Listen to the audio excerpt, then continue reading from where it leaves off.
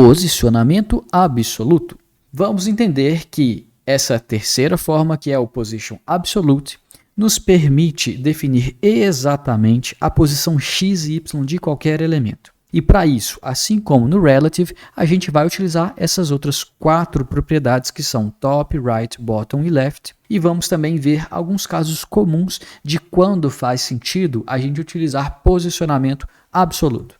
Nesse tipo de posicionamento, o elemento é colocado exatamente nas posições especificadas pelas 4 propriedades Top, Right, Bottom e Left, considerando como plano de referência o ancestral mais próximo que esteja posicionado de forma não estática, ou seja, que tenha um position relative, absolute ou fixed.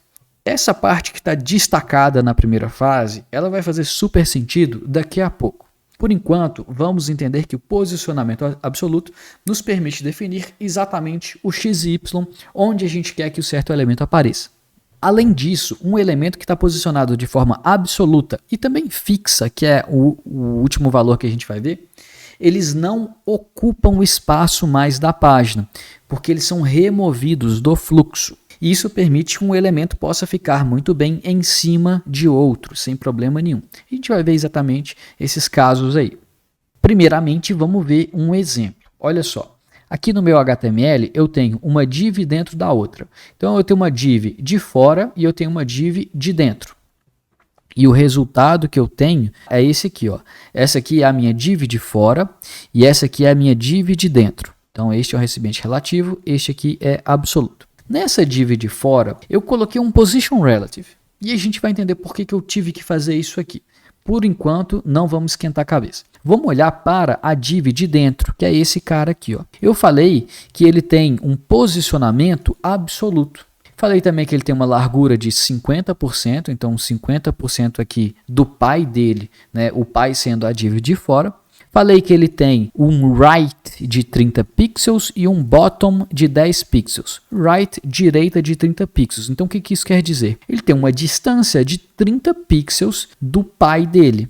Então, right 30 pixels, esse espacinho é de 30 pixels. E bottom é fundo ou baixo de 10 pixels. Então, essa distância desse elemento até o pai dele ficou sendo de 10 pixels por causa dessa propriedade aqui.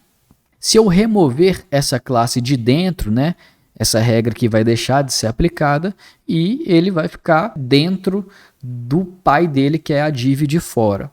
Tá? De novo, inserindo a classe de dentro, essa regra se aplica e aí esse elemento ele está sendo posicionado de forma absoluta exatamente nas posições que eu especifiquei. Como a gente falou, a gente pode definir as posições com essas 4 propriedades.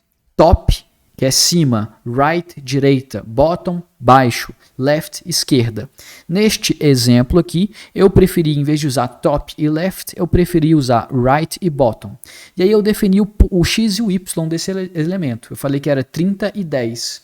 Mas de qual pedaço desse elemento? Bom, do pedaço, do cantinho dele, direita, baixo, que é esse pontinho aqui, ó. Então, esse pontinho aqui, ó, eu falei que ele está, né, na posição 30, 10, a partir daqui, ó, do canto direito e do canto inferior do pai dele.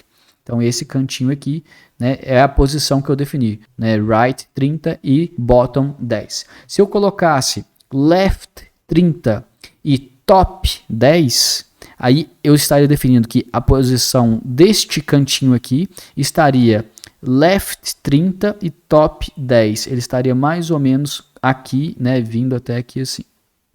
Quais são as utilidades desse position absolute? Uma coisa muito comum é a gente querer criar um tipo de controle em páginas que a gente costuma chamar de drop-downs, que é tipo um menuzinho que aparece quando a gente passa o mouse ou clica em um elemento, aí aparece um menuzinho com várias opções. E por que aqui é interessante a gente utilizar um position absolute? Porque reparem, quando esse pedacinho aí aparece, ele não está empurrando a página inteira para baixo. Ele está de fato aparecendo em cima do que estava lá atrás. E para a gente conseguir sobrepor um elemento em outro, a gente pode utilizar o position absolute ou o position fixed, que a gente vai ver mais para frente. Outro, se eu quiser simplesmente colocar um elemento em cima do outro, como a gente viu, né, se você tem, sei lá, um título, um texto que você quer que fique em cima de uma imagem ou sei lá o que.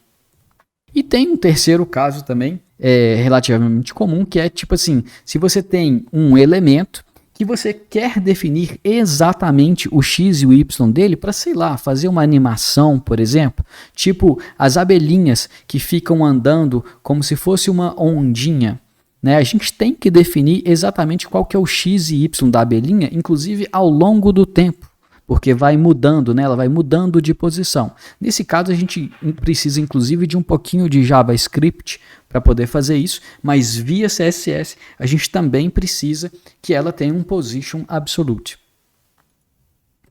E aí, gente, vamos lembrar que no início do vídeo eu pedi para vocês guardarem que um elemento com position absolute, a gente pode definir a posição dele via essas 4 propriedades e ela vai ser definida de acordo com o elemento ancestral mais próximo posicionado de forma não static. Meu Deus, mas que coisa complicada. Não, não é complicado não. Olha só que interessante aqui. Neste exemplo, a gente tem aqui no HTML um elemento main, e aí dentro dele eu tenho a primeira div, a segunda div e a terceira div. Então olha só, o elemento main é esse grandão aqui, ó. E dentro desse elemento main eu tenho a primeira div, a segunda div, a terceira div. E essas divs internas, elas estão sim com position absolute, só que posicionadas em lugares diferentes. Essa primeira aqui, ela tem left 0, top 0. Essa segunda tem top 50 pixels e um right de 10 pixels.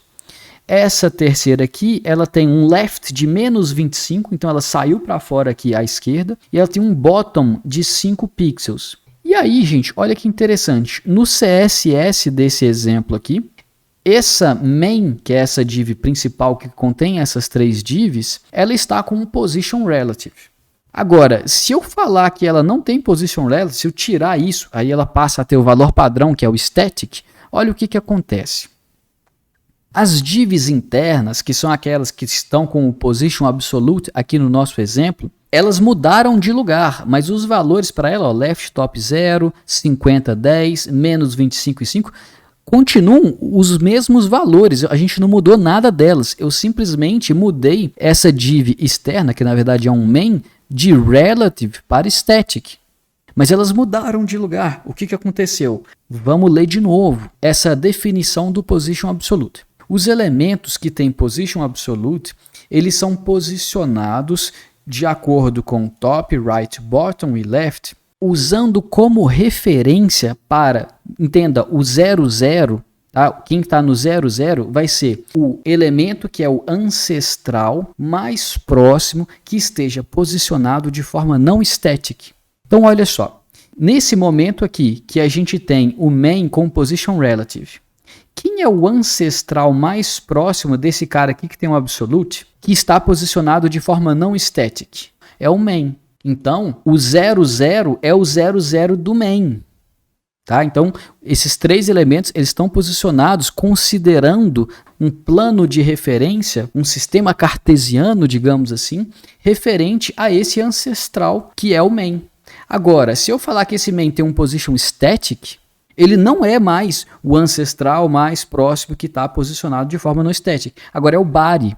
O body sempre é o ancestral o mais longe, digamos assim, que os elementos que estão com position absolute, eles vão ser posicionados. Se não tiver nenhum outro não static entre o elemento absolute e o body, então esse elemento vai estar em relação ao body. Tanto que o elemento que está com 00 veio parar bem no cantinho aqui, ó.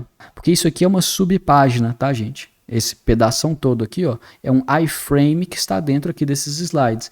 Então, o body desse iframe está começando aqui. E esse é o 00, foi exatamente isso que aconteceu. É bem importante a gente entender isso. O elemento com position absolute, ele não está posicionado em relação ao pai dele, mas sim ao ancestral, ou seja, o pai, avô, bisavô, sei lá, mais do que isso, ao ancestral mais próximo que tem um position diferente de static.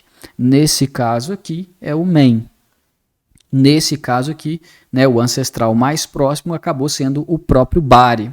Isso é bem importante. E aí, nesse caso, você pode querer colocar o position relative num elemento só porque você quer ter elementos posicionados de forma absoluta que definem a sua posição, né, via top, right, bottom e left em relação a esse elemento. Então, simplesmente ele vai ter um position relative, mas esse próprio elemento talvez não vai precisar ter nem top, nem right, nem bottom, nem left. Para a gente poder concluir o nosso entendimento da propriedade position, agora vamos ver o valor fixed.